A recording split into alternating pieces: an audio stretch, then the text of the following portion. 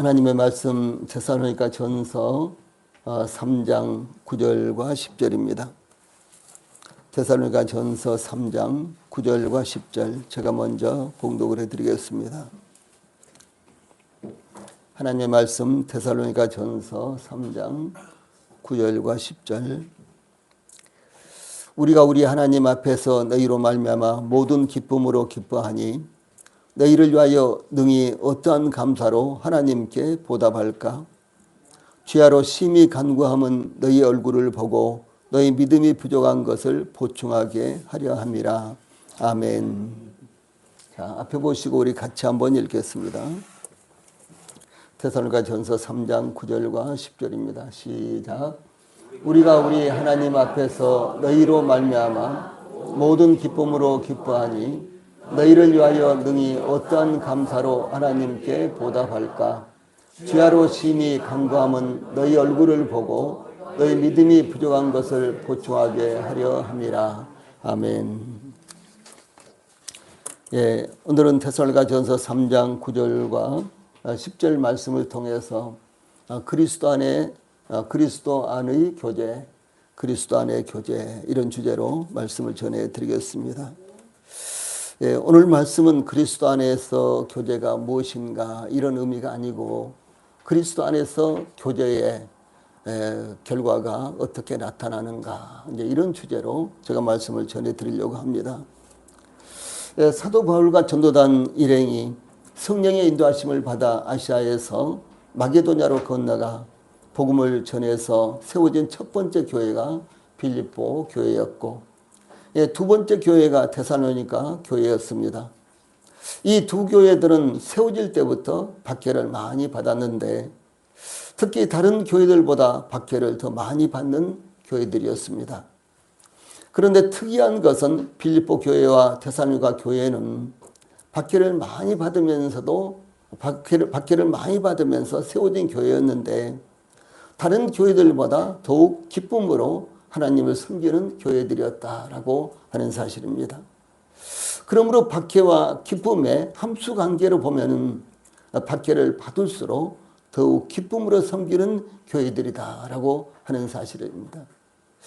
우리가 필립보서와 데살로니가 전서를 자세히 살펴보면요, 다른 서신들보다도 기쁨, 기쁘다 이런 단어가요 훨씬 많습니다.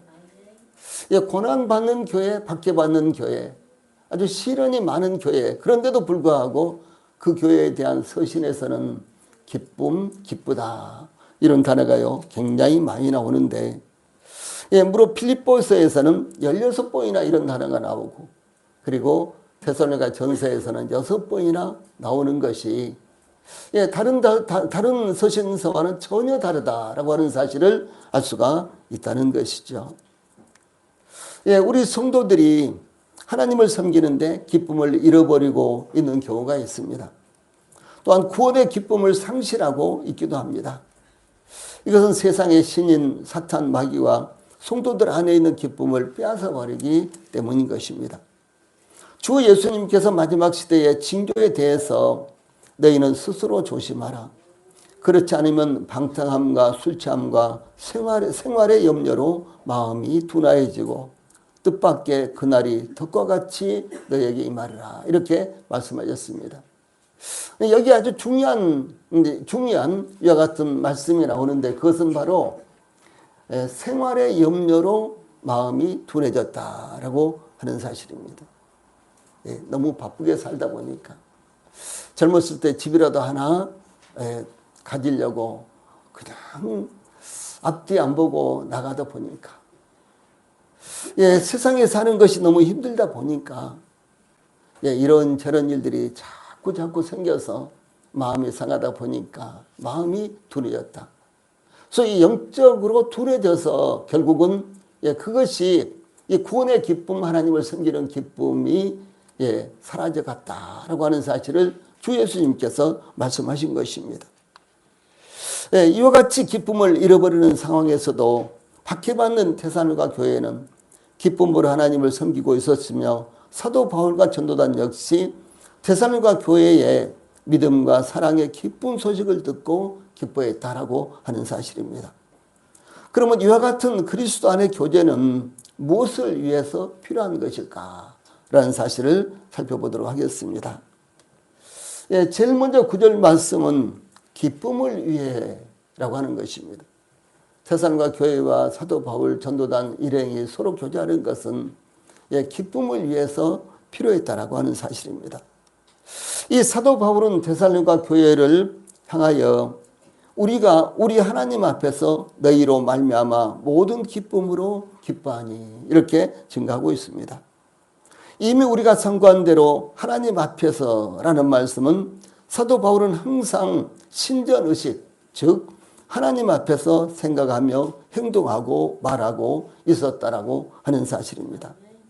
즉 사도 바울은 듣는 사람들의 귀를 즐겁게 하기 위해서 듣기 좋은 말만을 사용하거나 상황에 따라서 말을 바꾸는 사람이 아니라 영원하시고 항상 변함이 없으시며 모든 것을 아시는 하나님 앞에서 말하며 행동한다라고 하는 사실입니다. 이것은 우리 기독교인들에게요, 우리 그리스도인들에게 너무너무나 중요한 것입니다. 오늘날 세상에서 기독교가 빛을 잃어버린 이유가 무엇이겠습니까? 오늘날 세상에서 기독교인들이 신뢰를 받지 못하는 이유가 어디 있겠습니까? 예, 그것은 하나님 앞에서 말하고 행동하며 살지 않고요, 사람들의 눈치 보고 세상의 흐름 보고 따라가다가 이렇게 기독교가요 신뢰를 잃어버렸다라고 하는 것입니다. 예, 그러므로 사도 바울은 데살로니가 교회를 향하여 진실된 마음으로 교제하고 있었다라고 하는 것을 의미를 합니다. 예, 이어서 사도 바울은 너희로 말미암아 모든 기쁨으로 기뻐하니라고 기뻐하는 이유를 너희로 말미암아, 즉 데살로니가 교회로 인해서 기뻐한다고 고백한 것입니다. 이 사도 바울과 전도단은 데살로니가에서 복음을 전할 당시 유대인들로부터 모진 핍박을 받았고 또 데살로니가 교회의 성도들도 그리스도에 대한 믿음 때문에 동족으로부터 많은 환난을 당하였습니다. 데살로니가 교회에 임한 박해는 사도 바울이 데살로니가에 복음을 전할 때부터 시작된 박해였는데 그 후에도 그 박해가 계속되고 있었다는 것입니다.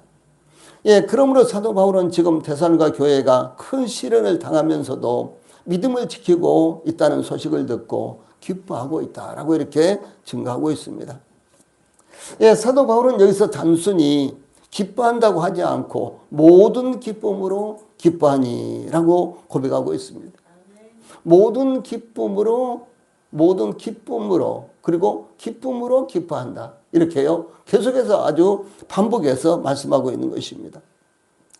우리가 너희 때문에 이 말씀은 모든 기쁨으로 기뻐하니 이 말씀은 우리가 너희 때문에 기뻐하는 그 모든 기쁨에 기초하여 이렇게 번역이 가능한데 예, 모든 기쁨은 기쁨의 최상급으로요 가장 큰 기쁨을 의미합니다. 예, 그러므로 사도 바울은 디모데를 통해서 데살로니가 교회로부터 온 믿음과 사랑의 기쁨 소식으로 인해서 가장 큰 기쁨을 누리고 있었다라고 하는 사실입니다. 모든 기쁨, 이런 기쁨, 저런 기쁨, 이런 기쁨, 저런 기쁨, 이런 것이 아니라 기쁨 중에서 최상의 기쁨을 여기서 지금 말하고 있다는 것이죠. 예, 이러한 사도 바울의 태도는 오직 복음을 들은 영혼들 중에서 구원의 역사가 일어나며 구원받은 성도들의 믿음이 견고하게 변함없이 흔들리지 않고 보존되어 있는 것이 가장 큰 기쁨이었다라고 하는 사실입니다. 특히 여기에 기뻐하니라는 단어가 나오죠. 이것은 현재 시제로서 이것은 현재 진행형을 동반하는 것입니다. 그래서 이 사도 바울과 전도단 일행의 기쁨이 계속되고 있었다라고 하는 사실을 의미하는 것입니다. 사도 바울은 7절에서 자신들에 대해 우리가 모든 궁핍과 환난 가운데서 이렇게 밝히고 있는데 예, 그들은 모든 궁핍과 환난의 중심에 있었다라고 증거하고 있습니다. 그러나 사도 바울은 모든 궁핍과 환난 가운데서도 데살로니가 교회의 믿음과 사랑의 기쁨 소식을 듣고 가장 큰 기쁨 속에 있었다는 것을 고백하고 있는 것입니다. 예, 그러므로 사도 바울은 궁핍이나 환난의 문제가 그들의 심령을 좌우하지 않았습니다. 물질적인 궁핍, 외부적인 핍박은 사도 바울이 고린도에서 극한의 고통을 당하고 있는 것을 의미합니다. 그러나 사도 바울에게는 궁핍과 환난이 그들을 고통스럽게 하는 것이지만 그들의 마음까지도 괴롭히지는 못했다라고 하는 사실입니다. 다른 말로 하면 그들의 기쁨 가운데 구원의 기쁨까지도 앗아가지는 못했다라고 하는 사실입니다. 이 사도 바울의 마음은 데살로니가 교회로 인해서 최고의 기쁨을 누리고 있었던 것입니다. 대체로 우리 성도들은 외부적인 어려움을 당하면 마음도 상하여 기쁨을 잃어버리고 낙심하는 경우가 많습니다. 그래서 결국은 진짜 성도인지 진짜 구원받은 분인지 그것까지도 의심스러울 정도로 흔들리고 그런 경우가 가끔 있죠. 그런데 여기 사도 바울과 그 전도단 일행은 전혀 그렇지 않았다는 것이죠. 그래서 마음은 영적인 일로 지배되어야 한다는 사실을 말씀하는 것입니다. 믿음의 선진들이 기뻐했던 그것은 물질적인 풍요나 생활의 안정이나 평화가 아니었습니다.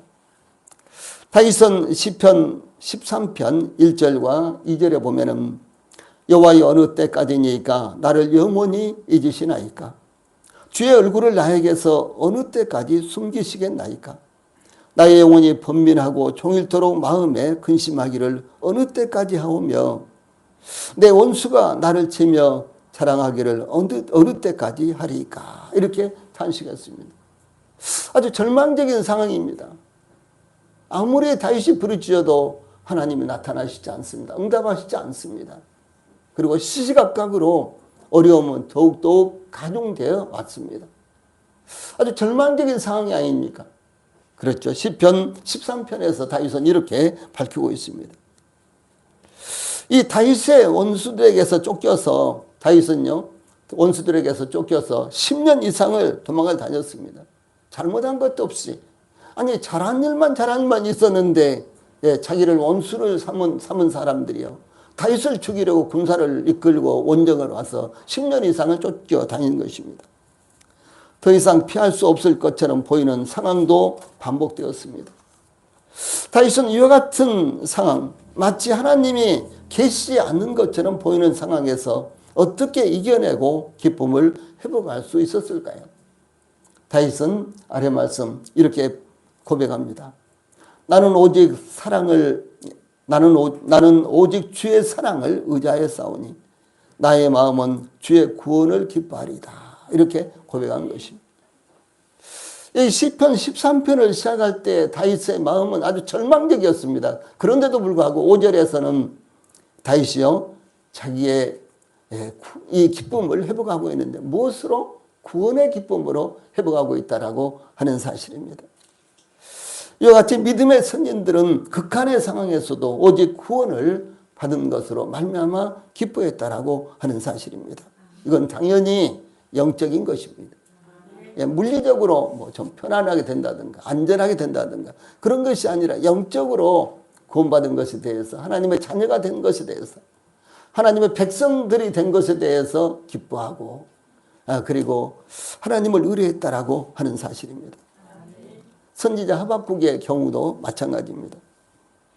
선지자 하박국은 하박국서 1장 2절에서 여호와여 내가 부르짖어도 주께서 듣지 아니하시니 어느 때까지리까 내가 강포로 말미암아 외쳐도 주께서 구원하지 아니하시나이다.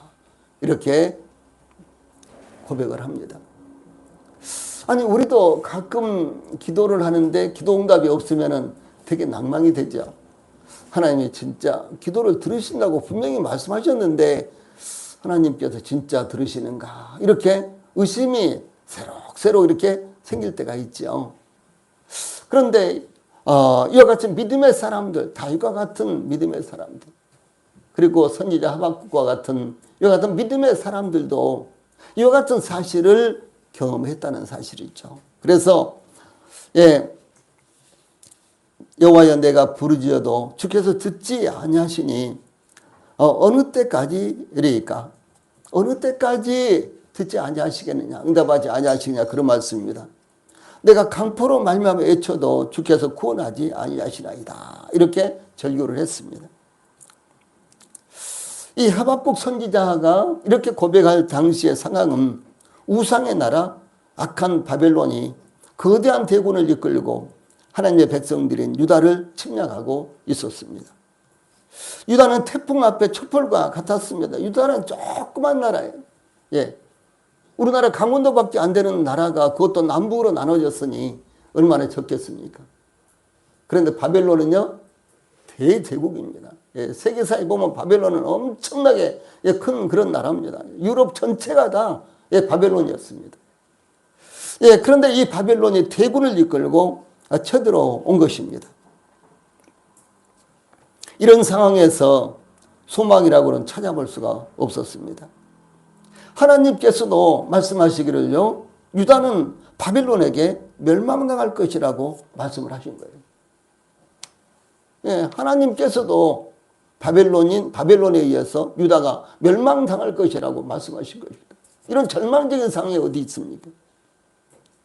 그때 선지자 하박국은 하박국서 3장 18절에서 나는 여호와로 말미암아 즐거워하며 나의 구원의 하나님으로 말미암아 기뻐하리로다, 이렇게 찬양했습니다.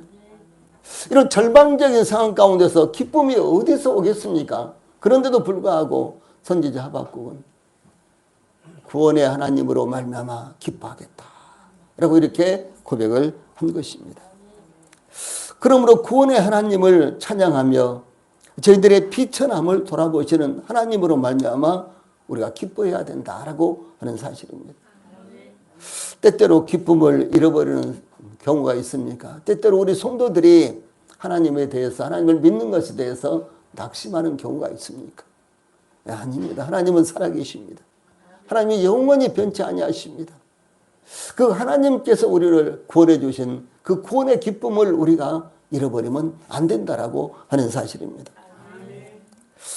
두 번째로 9절 말씀에는 감사를 위해서 교제가 이어져야 된다라는 사실을 말씀하고 있습니다. 이 사도 바울은 데살로니가 교회가 견고한 믿음 가운데 있다는 소식을 듣자 모든 기쁨으로 기뻐하니 이렇게 증거했습니다. 그러므로 너희를 위하여 능히 어떠한 감사로 하나님께 보답할까 이렇게 감동하며 감탄을 했습니다. 파란 박스에 있는 말씀 같이 한번 읽어봅시다. 시작. 너희를 위하여 능히 어떠한 감사로 하나님께 보답할까. 참 이 표현이 정말 기가 막히다고 저는 수도 없이 생각을 했습니다. 이 표현이 얼마나 감동스러운지, 너희를 위하여 능히 어떠한 감사로 하나님께 보답할까. 예, 이렇게 표현하고 있습니다. 감동하고 감탄하는 이와 같은 표현입니다. 즉 데살로니가 교회의 믿음과 사랑의 기쁜 소식을 들음으로 기뻐하고 또 기뻐할 수 있게 하신 하나님께 어떻게 감사를 드릴 수 있겠는가라고 감탄이 터져나온 것을 고백하고 있는 것입니다.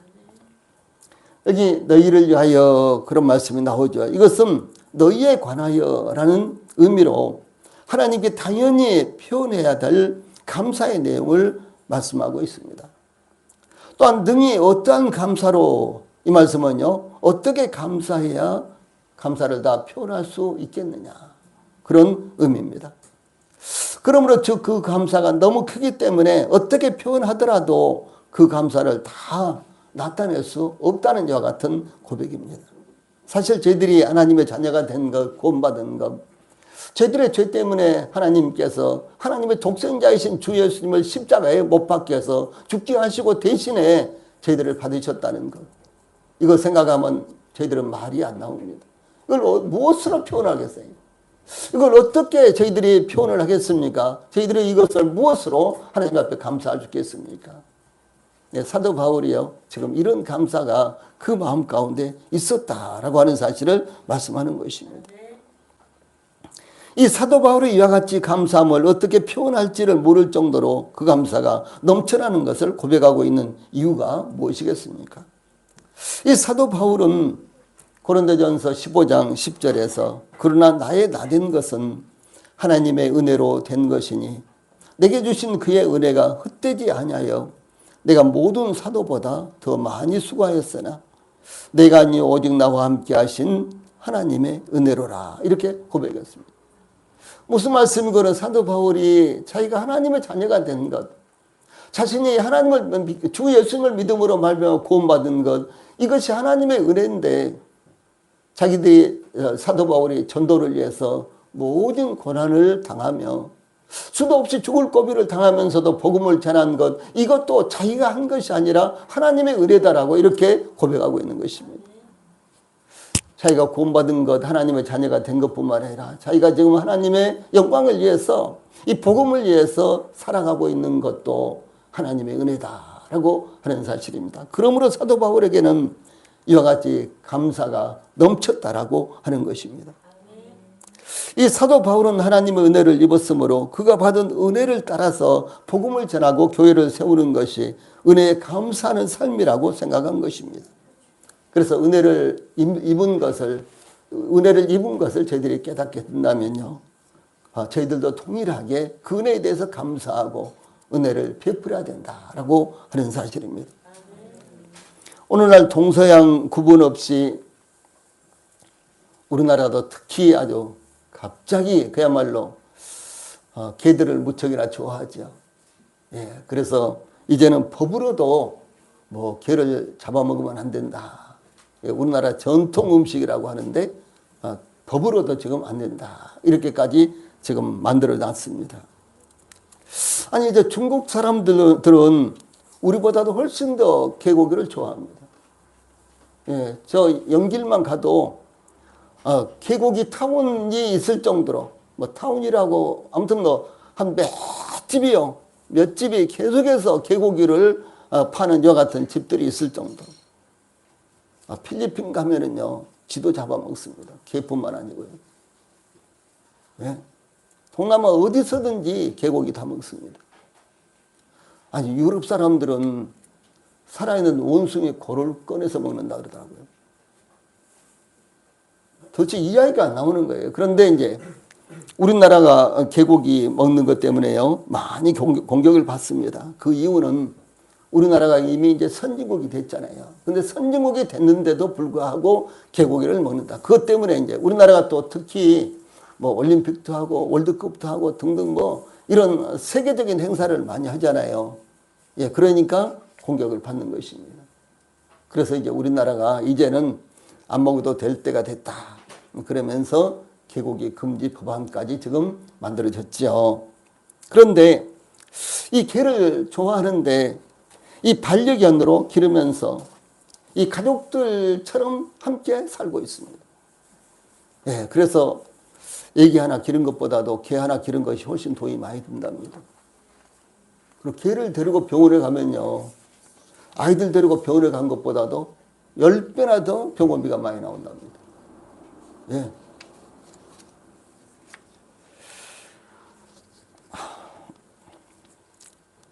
제가 춘천에 사는 반석인에는 집에서 기르는 애완용 개가 갑자기 죽었대요.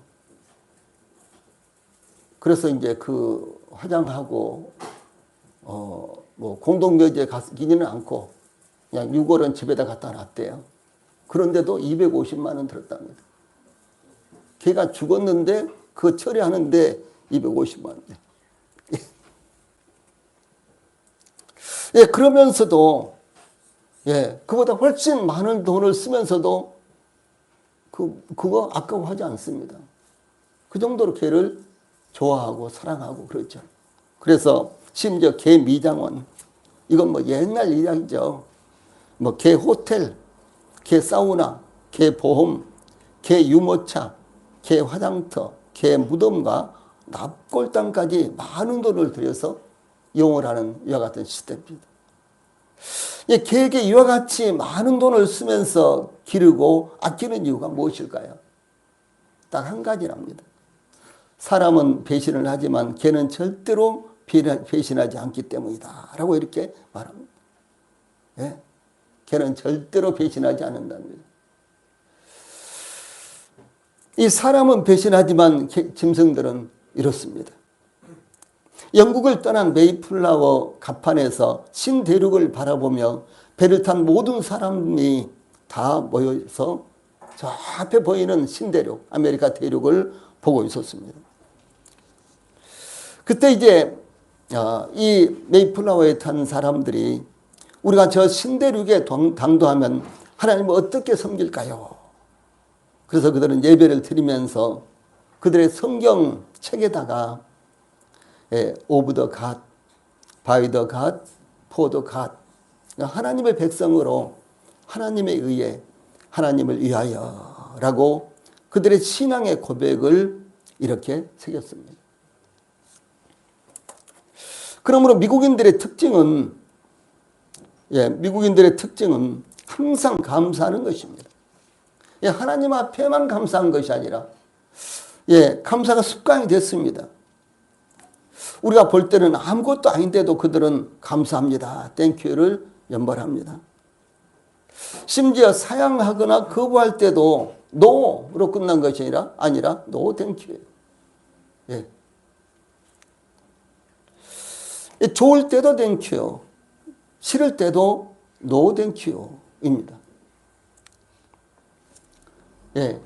우리도 성경에는 말씀하시기를 범사에 감사하라, 범사에 모든 일에 감사하라.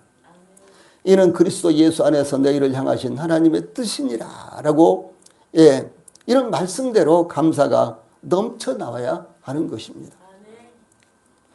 시편 136편 우리 성도들이 읽어보시면서 똑같은 말씀이 반복해서 나오네, 아마 이렇게 생각하실 때가 있었을 거예요.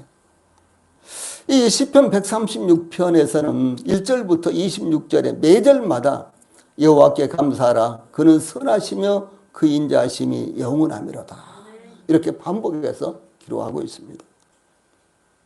이 원문에 따르면 여호와는 선하시니 그에게 감사하라, 왜냐하면 그 인자하심이 영원하미로다, 이렇게 나와 있는데 우리 번역도 참 잘된 번역입니다. 이 다윗은 오베데돔의 집에 머물렀던 이 언약궤를 메고 올라와서 자신이 설치한 장막 가운데 두고 이 레위 사람들을 세워서 찬양하게 했는데, 역대상 16장 34절에 보면 여호와께 감사하라, 그는 선하시며 그 인자하심이 영원하미로다, 이렇게 찬양을 했습니다. 그런데 선지자 예레미야는 이스라엘의 회복을 바라보면서 이 노래를 불렀던 것이 예레미야서 33장 10절에 나타나고, 또한 수룹바벨의 성전에, 그러니까 제2차 성전이죠, 바벨론의 포로 잡혀갔다가 70년 만에 다시 귀환한 그 유다 백성들이 다시 건축한 성전, 그 성전이 제2성전, 수룹바벨 성전, 그렇죠. 이 수룹바벨 성전에 기초를 놓을 때에 서로 찬송하며 화답했는데 바로 이 노래를 불렀다라고 하는 것입니다. 어떤 사람이 가장 복된 사람일까요? 유대인의 탈무드에 세상에서 가장 현명한 사람은 배우는 사람, 세상에서 가장 강한 사람은 자기를 이기는 사람, 세상에서 가장 행복한 사람은 범사에 감사하며 사는 사람, 이렇게 가르치고 있습니다. 가장 행복하고 복된 삶을 살아가는 사람은 바로 늘 감사하며 살아가는 사람이라는 것입니다. 그러므로 아삽의 시에는 시편 50편 23절에서 감사로 제사를 드리는 자가 나를 영화롭게 하나니 그 행위를 옳게 하는 자에게 내가 하나님의 구원을 보이리라, 이렇게 찬양하고 있는 것을 우리 성도들이 기억하시기를 바랍니다. 오늘 말씀의 세 번째는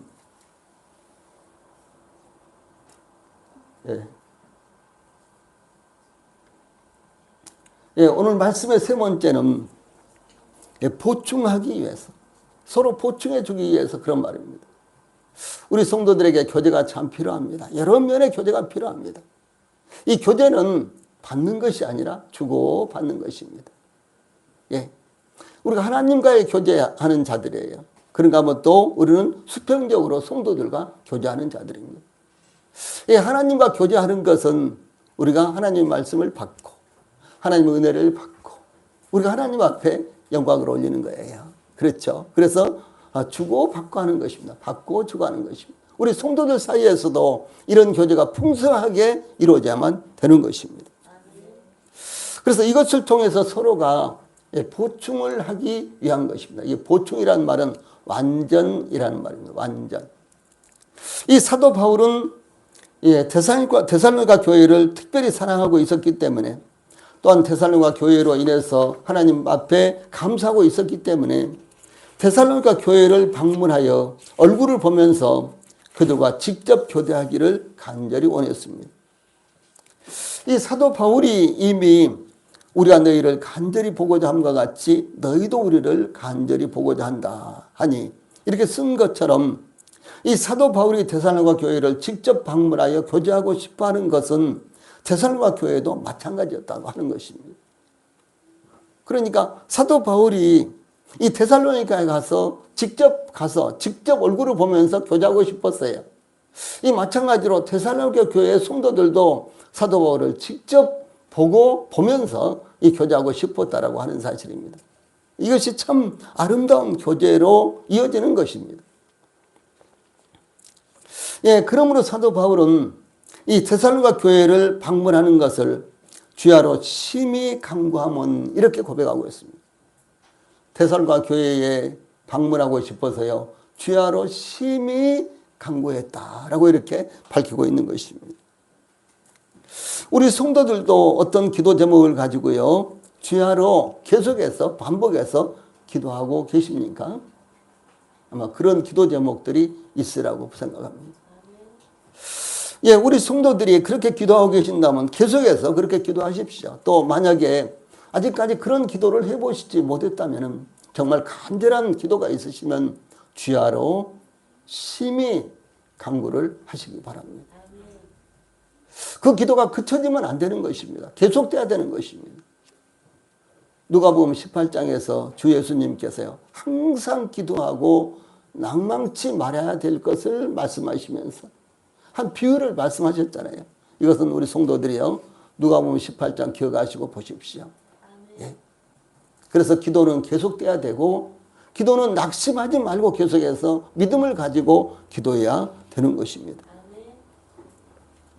그래서 이제 사도 바울은 데살로니가 교회를 방문하는 것을 주야로 심히 간구함은 이렇게 고백하고 있는데, 심히 간구함은에서요, 심히라는 말은요, 심이라는 말은 세 개의 단어가 하나가 되어서 형성된 단어로서 가장 최상급의 의미로 사용된 단어입니다.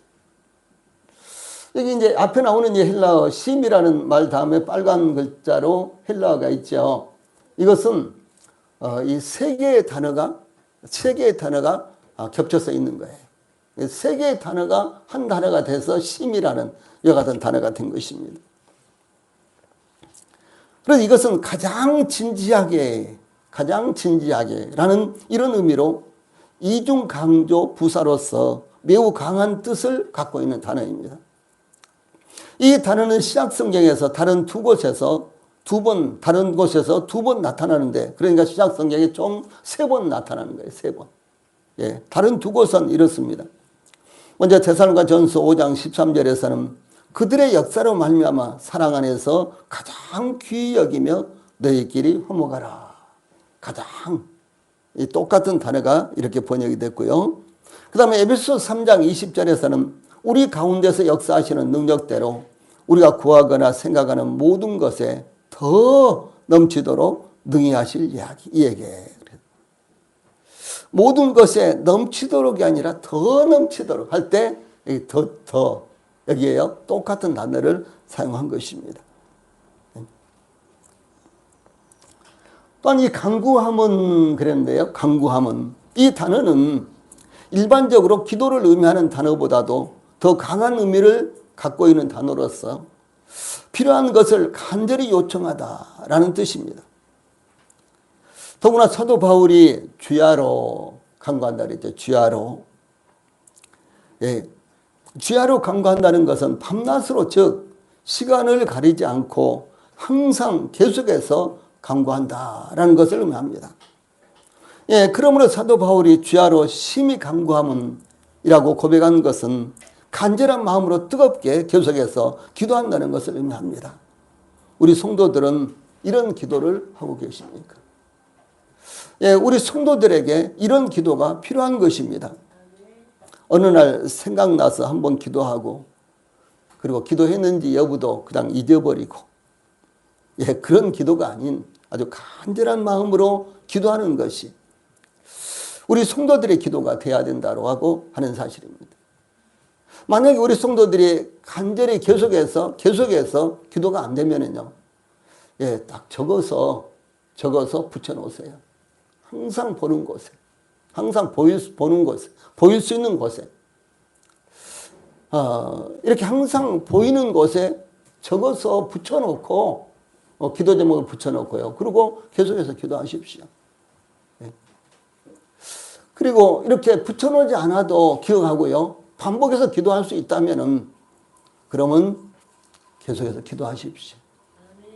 최소한도 하루에 3번 아니면 5번 이렇게 정해놓고 기도를 하십시오. 그리고 이 기도를 바쁘다고 하지 않고 그런 것이 아니라 바빠도 하고 좀 한가해도 하고 시간이 없어도 하고 시간이 있어도 하고요. 이렇게 반복해서 기도를 하십시오. 지금 그런 기도가 여기에서 주야로 심히 기도하면이라고요. 주야로 심히 간구하면 이라고 이렇게 사도 바울이 고백한 이와 같은 기도가 되는 것입니다. 우리도 그렇게 기도할 수 있잖아요. 할 수 있습니다. 예. 저는 아주 중요한 기도 제목은 하루에 5번씩 꼭 합니다. 예. 아주 중요한 기도 제목은 하루에 5번씩 합니다. 그리고 그 기도를 하나님께서 들으실 것을 믿고 기도를 합니다. 그리고 지금 당장은 이루어지지 않았다고 할지라도 하나님께서 보실 때 가장 최선의 시간에 기회에 하나님께서 이루어 주실 것이라고 믿고 기도를 하는 것입니다. 그렇게 할 수 있습니다. 네. 그래서 우리 성도들도 이렇게 기도할 수 있기를 바랍니다. 그럴 때 기도를 들으시는 하나님께서 우리가 기도하고 생각하는 것 이상으로 더 넘치게 역사하신다라는 사실이 에베소서 3장 20절에 나와 있습니다. 이어지는 이제 너희 얼굴을 보고 너희 믿음이 부족한 것을 보충하게 하려 함이라. 20절에 이 말씀은 이 사도 바울이 주야로 심히 간구하는 목적 즉 기도 제목이 나타나고 있는 것입니다. 뭘 기도했는가? 바로 너희 얼굴을 보고 너희 믿음이 부족한 것을 보충하게 하기 위한 것이다 라고 하는 사실입니다. 이 교제는 서로 교제하는 것. 이것은요, 예, 얼굴을 보면서 직접 할 수도 있고 전화로나 편지로 혹은 카톡과 같은 메시지로도 가능한 것입니다.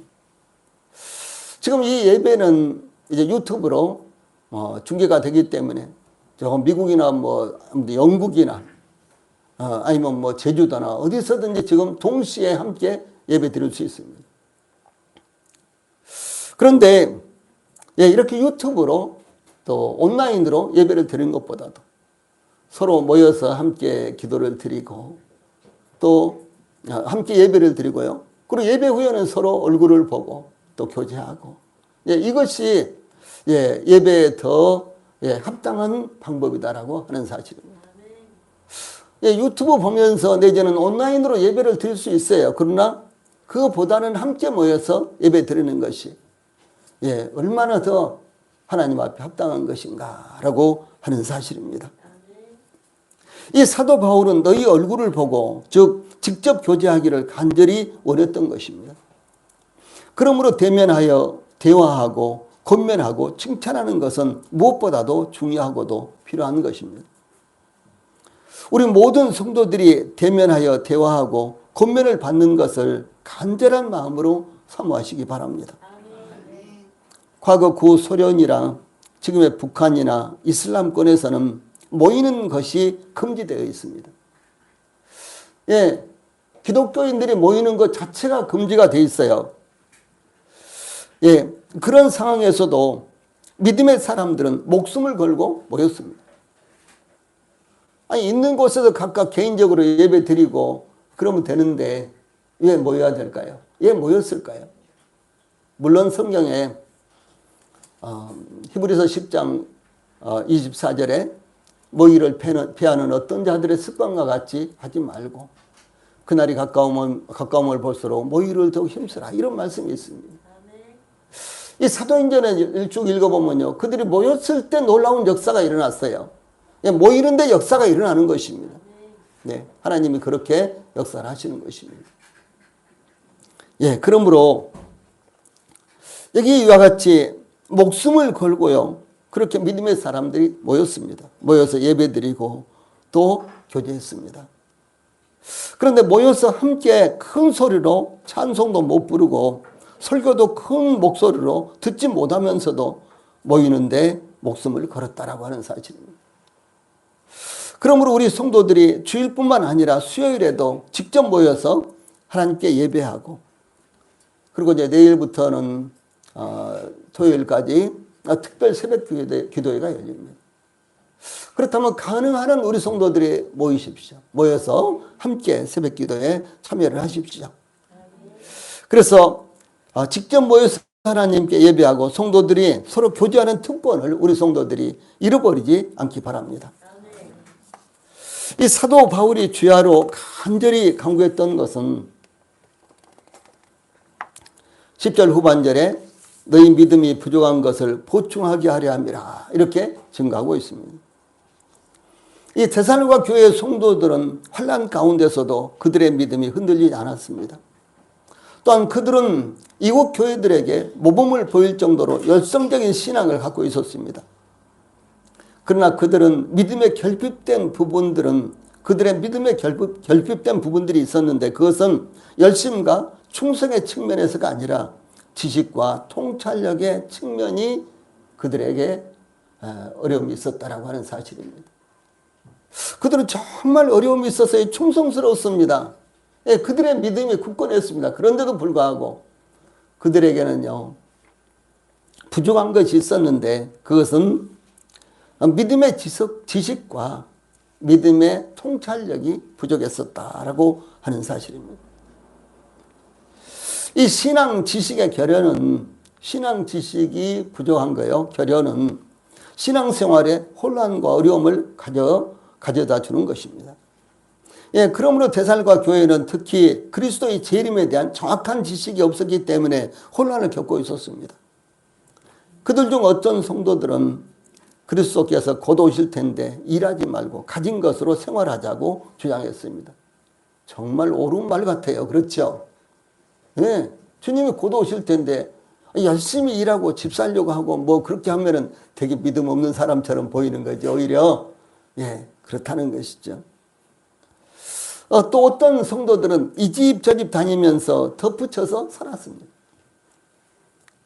제가 구원받고 신앙생활하던 초기에 어떤 형제가 상가를 분양받으려고 하니까 주님이 곧 오실 텐데 그럴 필요가 있겠느냐, 그냥 그것으로 사용하고 주님 기쁨으로 맞이하면 되지 않느냐, 이렇게 이야기했습니다.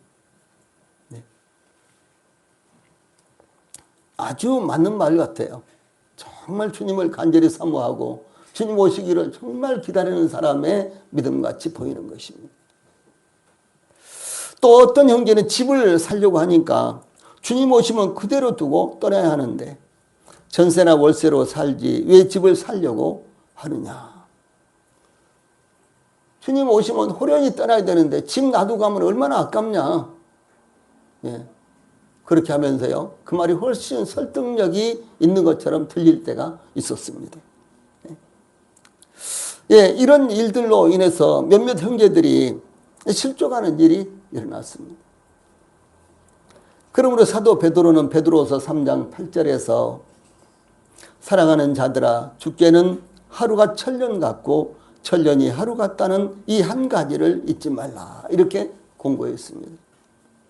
주님은 틀림없이 곧 오실 것입니다. 그러나 앞으로 2000년 후에 오실지도 우리는 알 수 없다라고 하는 사실입니다. 네?